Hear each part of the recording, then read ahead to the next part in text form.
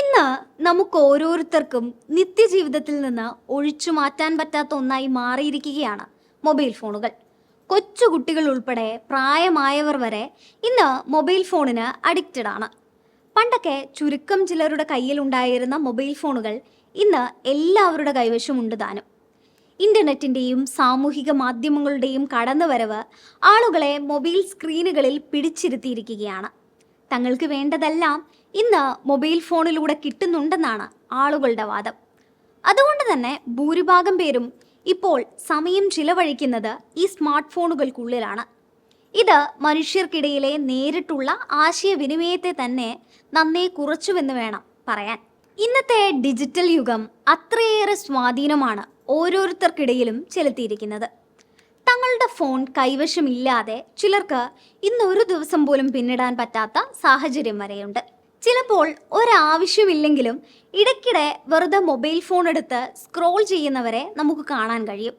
ഒരു ജോലി ചെയ്തുകൊണ്ടിരിക്കുമ്പോഴും ഇടയ്ക്ക് ഫോൺ എടുത്ത് സോഷ്യൽ മീഡിയ പ്ലാറ്റ്ഫോമുകൾ ചെക്ക് ചെയ്യുന്നവരുമുണ്ട്. ഇടയ്ക്കൊക്കെ നേരം പോക്കിന് ഉപയോഗിക്കേണ്ടതിന് പകരം സോഷ്യൽ മീഡിയകൾക്കും മൊബൈൽ ഫോണിനും ഇപ്പോൾ ആളുകൾ അഡിക്റ്റ് ആവുകയാണ്. ഇതൊക്കെ കൊണ്ട് തന്നെ ചിലർക്ക് ചെയ്യുന്ന ജോലികളിൽ വേണ്ടത്ര ശ്രദ്ധ കൊടുക്കാൻ കഴിയാതെ വരുന്നു.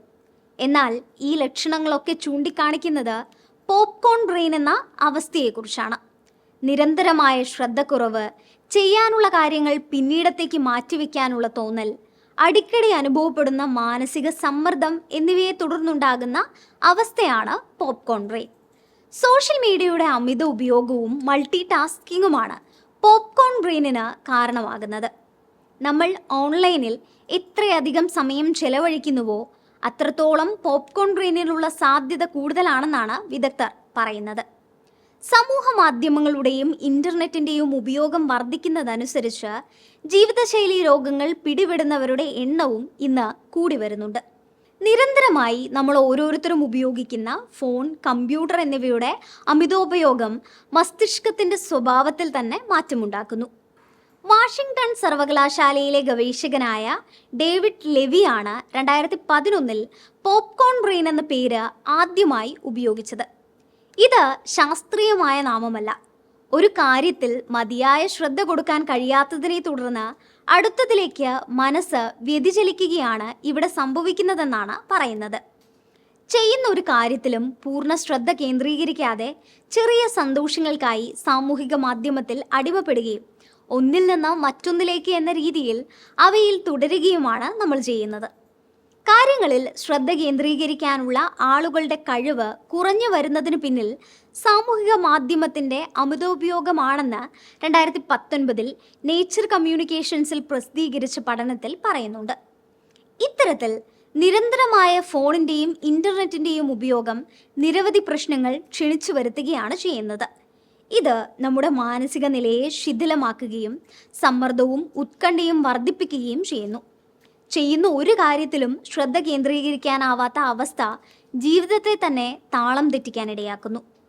മൾട്ടി ടാസ്കിംഗ് പ്രവൃത്തി ചെയ്യുന്നതിലൂടെ ഒരു ജോലി കൃത്യമായി ചെയ്തു തീർക്കാനാവാതെ വരുന്നതിലൂടെ സമ്മർദ്ദം കൂടുകയാണ് ചെയ്യുന്നത്. പോപ്കോൺ ബ്രെയിൻ പരിഹരിക്കാനുള്ള മാർഗങ്ങളും നമ്മുടെ കൈവശം തന്നെയാണുള്ളത്. ഇതിനായി ഫോണും കമ്പ്യൂട്ടറും ഒക്കെ ഉപയോഗിക്കുന്നതിന് കൃത്യമായ സമയം നിശ്ചയിക്കേണ്ടതാണ്. ഫോണിൻ്റെ ഉപയോഗം ഇത്ര സമയത്തിനുള്ളിൽ നിർത്തണമെന്ന് തീരുമാനിക്കുന്നതിലൂടെ മസ്തിഷ്കത്തിന് വിശ്രമിക്കാനുള്ള അവസരം നൽകുകയാണ് ചെയ്യുന്നത്. മൾട്ടി ടാസ്കിംഗ് ഒഴിവാക്കി ഒരു സമയം ഒരു കാര്യം മാത്രം ചെയ്യുമെന്ന് തീരുമാനിക്കുകയും അതിൽ ശ്രദ്ധ കേന്ദ്രീകരിക്കുകയും ചെയ്യുക. ഓൺലൈനിൽ ചെയ്യുന്ന ജോലികളായാൽ പോലും ഒരു സമയം ഒന്നെന്ന രീതിയിൽ ചെയ്തു തീർക്കാൻ ശ്രമിക്കുക. അതുപോലെ ജോലിക്കിടയിൽ കൃത്യമായ ഇടവേള എടുക്കുന്നതിലൂടെ സമ്മർദ്ദം കുറയ്ക്കുകയും ഉൽപാദനക്ഷമത വർദ്ധിപ്പിക്കുകയും ചെയ്യാം. ഫോൺ ഉപയോഗത്തിലും ഓൺലൈനിൽ സമയം ചിലവിടുന്നതിലും നമ്മൾ തന്നെ നിയന്ത്രണം ഏർപ്പെടുത്തുകയാണെങ്കിൽ നിരവധി പ്രശ്നങ്ങളിൽ നിന്ന് മുക്തി നേടാവുന്നതേ ഉള്ളൂ. നിങ്ങളെ ഫോണിലേക്ക് ചുരുക്കുന്നതിന് പകരം ചുറ്റുമുള്ള പ്രവൃത്തികളിലും ആളുകളിലേക്കും ഒരൽപ്പം ശ്രദ്ധ നൽകുന്നത് ഉത്തമമാണ്. രസകരമായ മറ്റൊരറിവുമായി വീണ്ടും കാണാം. Thanks for watching.